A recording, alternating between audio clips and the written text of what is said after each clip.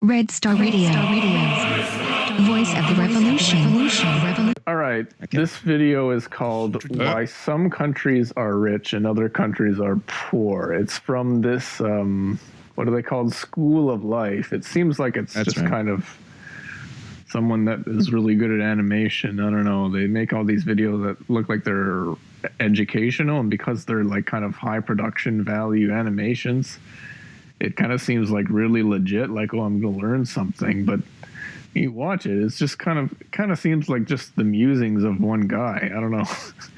But let's watch this one.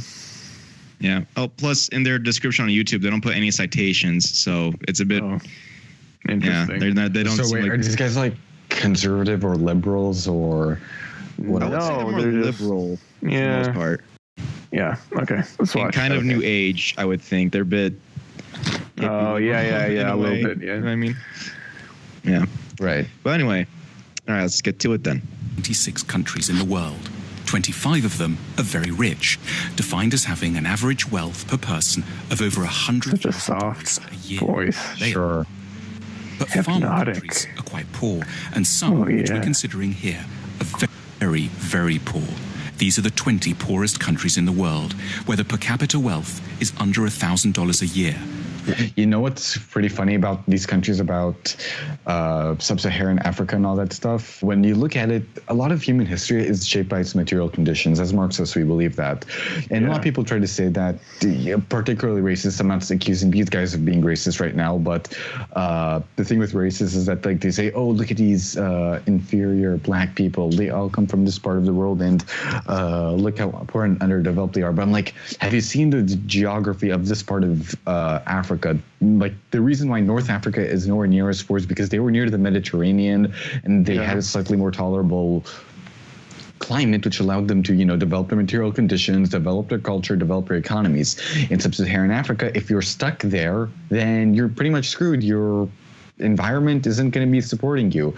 That's kind of like why in the Mediterranean, Italy, which happened to contain white people, succeeded, because it was near Europe, which had a temperate climate, near the Middle East, and near North Africa, from what I'd say. It's pretty much common sense. That's like why in pretty much any game, when you're trying to build a civilization, you want to go to the area that's near rivers and near possible other routes for civilization and something that can protect you.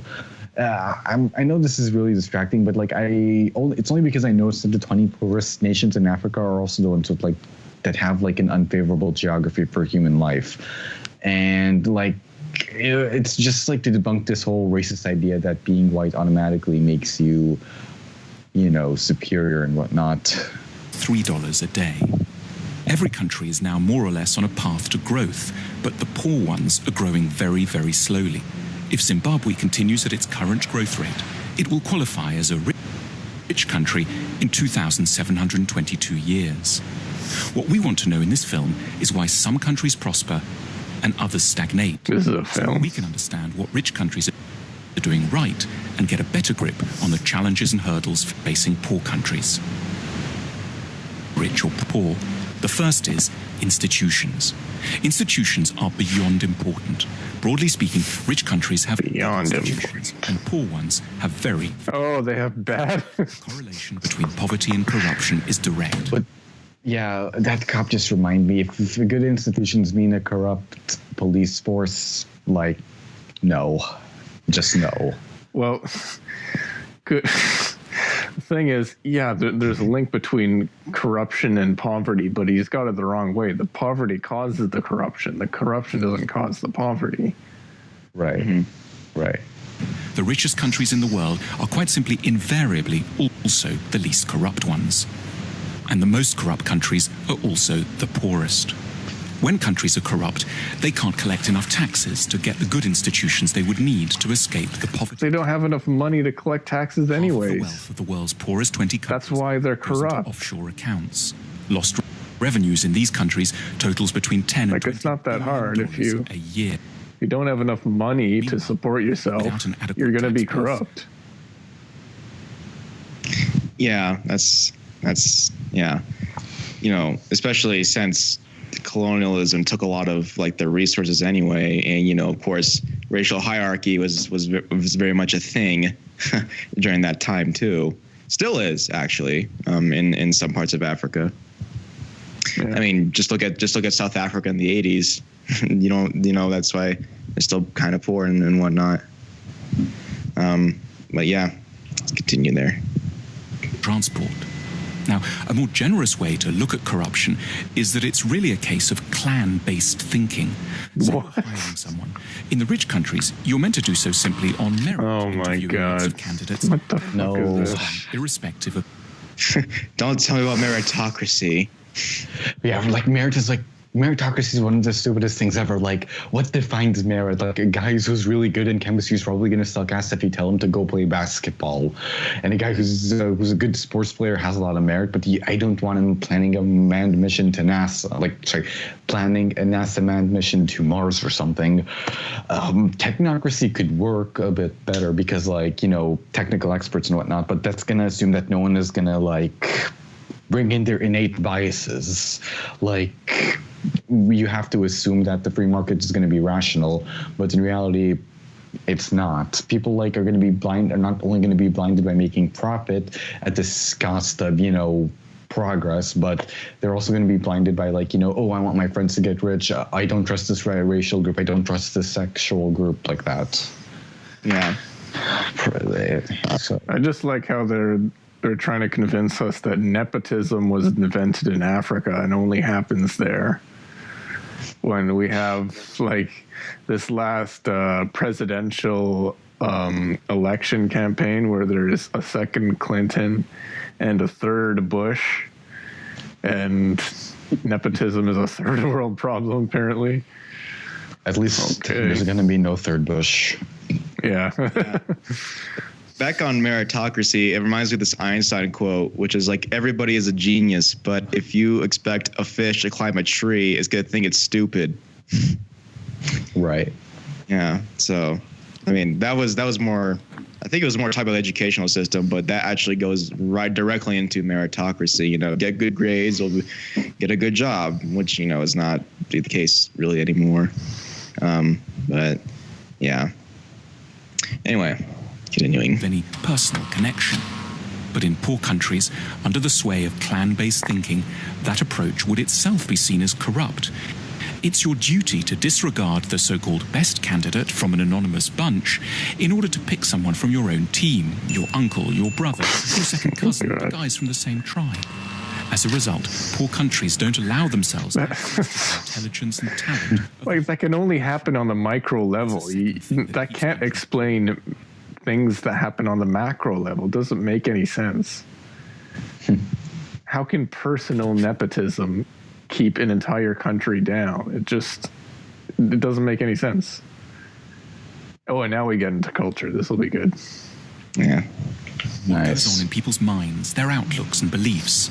A striking statistic pops up here in relation to religion. If there's one generalization you can make about religion and wealth, it's that the less people believe, the richer they stand a chance of being. Oh boy, this is going to be the Protestant work ethic, isn't it? Pretty much. Wait, what's actually a Protestant work ethic? Can someone give me a quick theology one on that? I don't even know how the theology works. It's just basically an idea that Protestants just work harder for some reason. Yeah, well, it was an idea invented by Max Weber, who Weber. Yeah, that something like that. It's just that's how my sociology teacher describes his name. But anyway, basically, he wrote this book called The Rise of Capitalism or something in America, and the Protestant work ethic. It's something along those lines. And basically, he says that because of the religion in Protestantism demands that you work hard because for God or something along those lines, and that's why America is more prosperous in that sense. Now, I don't have a thing like that with this whole idea that you should be working hard to give back to the community or to God or whatever, but to say that America is rich because of it, no, again, that's ignoring the geographical reasons why America was able to get rich. And when you're far away from all the action, you're going to be well off. Anyway. Well, but just to be clear to the viewers, by far away from the action, I don't mean isolated like North Korea. I just mean your enemy isn't going to attack you easily. So moving on. Oh, and just to make sure I don't incorrectly, I'm not saying that Max Weber claims that it's because of Protestantism that America's prosperous or whatever. He doesn't. I mean, he's a sociologist. He doesn't really believe that. I think what he's trying to say was that it was a factor, not necessarily the cause. Yeah. Because of Protestantism, it means like not just working for God, but mostly just working for yourself, because Protestants had a very ingrained value of property. So anyway, yeah, but that's a whole nother discussion. So we'll just get back into the video. Richest countries in the world have 70% or more of their populations saying that religion is not at all important to them. The exception here is, unsurprisingly, the United States, which manages to combine great religiosity with huge wealth. More on that in a second. And conversely, the poorest nations in the world are also extremely believing ones. Here's how many people think religion and the supernatural... Yeah, that's kind of because they're poor, I think. Yeah.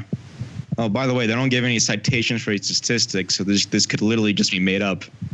Could be. The world's poorest country, simply everyone is a believer. Well, that's why Marx called it the opiate of the masses. Because in general, religiosity is connected up with the idea that the sigh of the oppressed creature. So you should focus on the spiritual and look forward to a next world instead. It makes quite a bit of sense when you live here. In the rich world, on the other hand... This is probably why I hate New Atheism a lot, because New Atheism is like, it's super idealistic. Oh, look at religion holding people down. We gotta force them to stop believing in God, and, then they go on to justify imperialist invasions and whatnot. But I'm like, no, these people are like only religious because, people have a need to turn to a higher power when they're poor. So poverty causes that. And even then, there's absolutely zero way to suggest that you can't be both religious and rich at the same time, or smart or work hard. It's just that poor people, it's because of poverty, they're more likely to be religious because, they take comfort in knowing that, God is here to protect them, God is here to shelter them, and that if they die, things are going to be okay. That's why they're very religious. And you can still be religious, you can still take comfort in the idea that there is an all-loving God when you're rich, because, you just can. Goes down to a bit of human psychology and the desire to worship, but ultimately God doesn't cause poverty. Poverty causes more people to turn and be more strict with their worship of God. And that's what I don't like about these new atheists. They keep thinking that if we remove God from the equation, that these people are magically going to become richer. Instead, I think that's going to actually make people more desperate and more confused. Right? Yeah, exactly. It's just like the other thing. It's an error in cause and effect. You just got it backwards. Right. Yeah. And it kind of of course they're religious. I mean, if they don't have anything, then yeah, they would have to, go seek a higher power and hope that things are going to work out for the best for them, because they don't have anything, and everything, of course, capitalism takes away from the poor and whatnot. And a good example in some ways, I think, is Afghanistan, because there's two things that people are hopeful for. They're either hopeful for, what they believe in Islam, or it's heroin.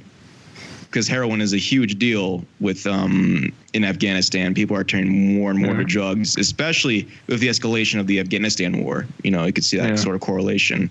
I mean, not to say correlation is cause, because that's not mathematical, but it I think it's pretty much. I think it's safe to say it's definitely an effect of it.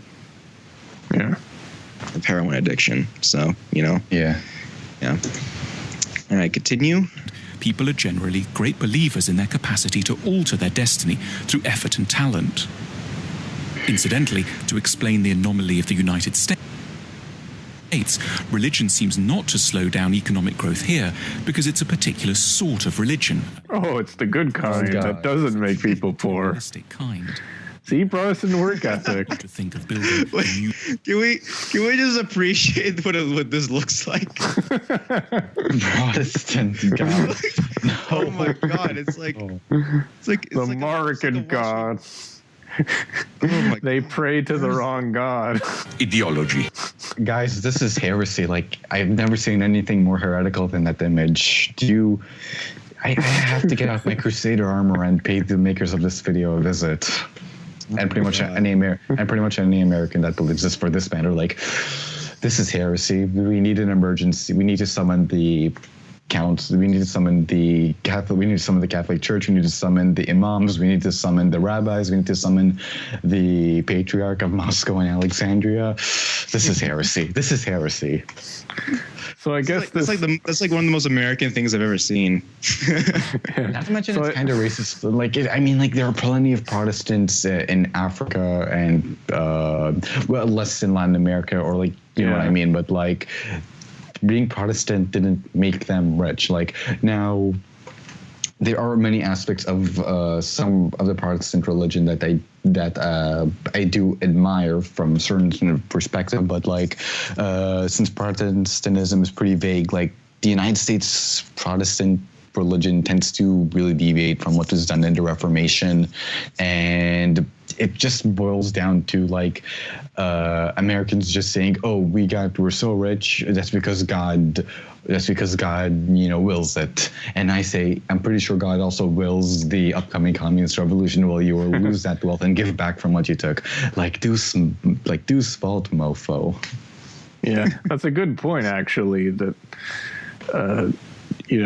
Great Britain did a fair bit of the colonizing in Africa, so there must be plenty of people in Africa that are Protestant and are the same religion. Yeah, but then actually the Americans define it saying, "Oh, Anglicanism is just Catholicism it's just like Catholicism with a different pope or something." To an extent, they're kind of right, but still, the American version of Protestantism is not intrinsically linked to what Luther did. So I don't know. It doesn't make any sense, anyways. Yeah. So I guess this guy's idea is, we can solve the poverty in Africa if we just convert them to a better religion that makes them richer. Ideology. Yeah, that's a very new atheist look at things. yeah. Or just be atheists and they'll be really rich. Yeah. Yeah, come to think of it, the lack of organized, actually, like, I would say, like, while America does have like a large problem with fundamentalism, it's so disorganized that it might as well be new atheism at times.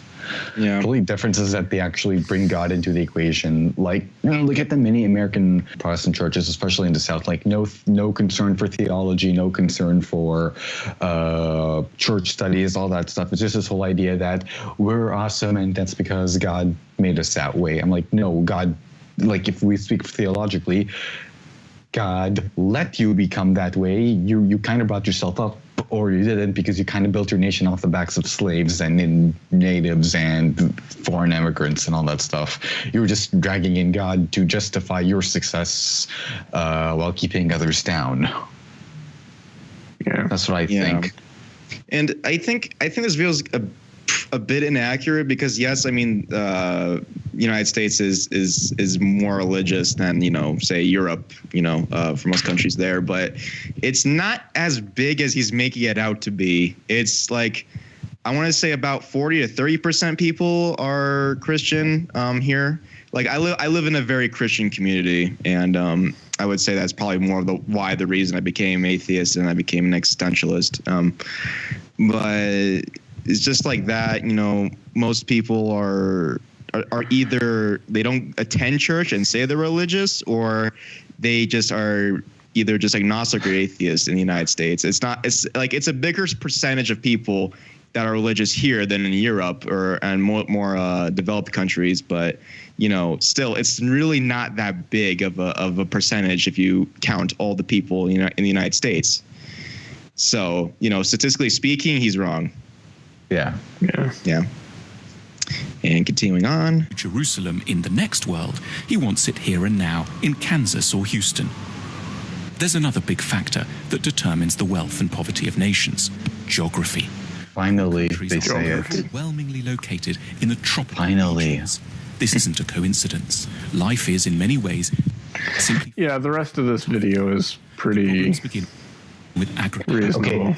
they literally probably should have cut everything before and just skipped to here. Like, looks like this is about to redeem itself. Let's see. Culture.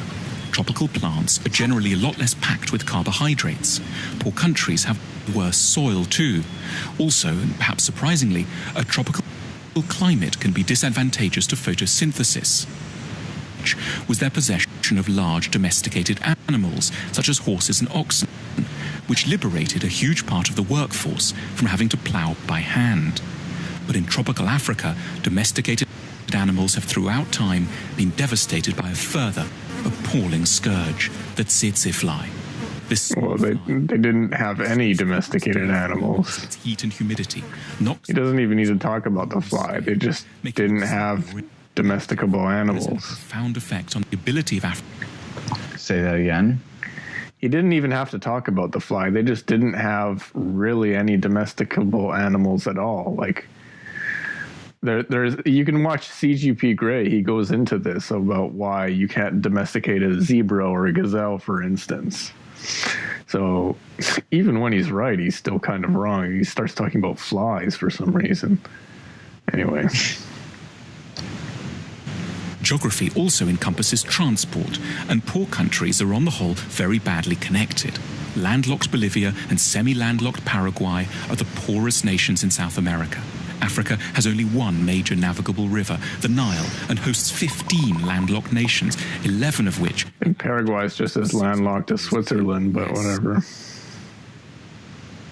Yeah, like landlocked maybe does make a lot more sense, but like you have to factor in like, you know, Czech Republic, Austria's like one of the richest, Switzerland, Hungary. These are all landlocked, and yet they're doing pretty well off. Although you could say that going back to history, I believe all those countries were once part of larger empires, and those empires had access to the sea. Like, you know, Austria-Hungary had controlled parts of Yugoslavia that were connected to the sea. Switzerland, I believe, was part of the Holy Roman Empire and was only recently established, so it had like chums from the other German states and whatnot. And just to kind of, I mean, it's not totally related, but I kind of want to point out that soil erosion really amped up during colonization. So it's not necessarily that these countries just have bad soil. It's mostly because it's been used up for like crop farm, what's it called?